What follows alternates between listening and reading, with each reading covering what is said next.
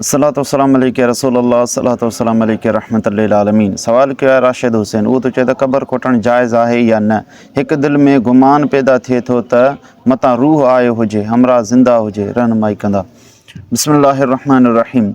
बग़ैर कंहिं उज़र जे क़बर खे खोटणु जाइज़ नाहे।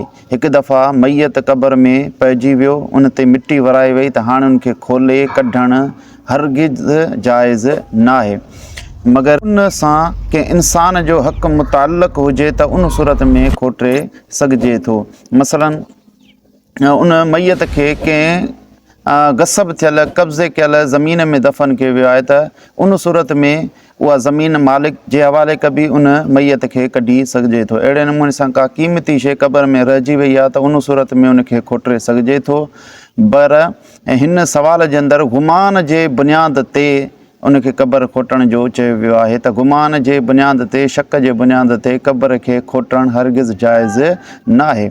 जीअं बहरो राइक जे अंदरि आहे त ला यख़रुजु मिनल क़ब्र इल्ला अन तकूनल अर्दु मक़सूबतन।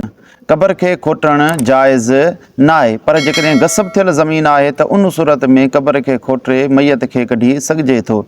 अॻियां तशरीह कंदे फ़रमाए थो त बद मा उहील तुराब अलैहि ला यजूज़ इख़राजुहु लिग़ैर ज़रूरतिन। पाण फ़रमाईंदा त जॾहिं मैयत जे मथां मिटी विधी वई आहे, यानी क़बर खे बंदि कयो वियो आहे, त उन खां पोइ उन मैयत खे क़बर मां कढणु जाइज़ नाहे बग़ैर ज़रूरत जे। ज़रूरत आहे त पोइ कढी सघे थो। अॻियां पाण फ़रमाईंदा यजूज़ो नबशहु लिहक़िल आदमीअ।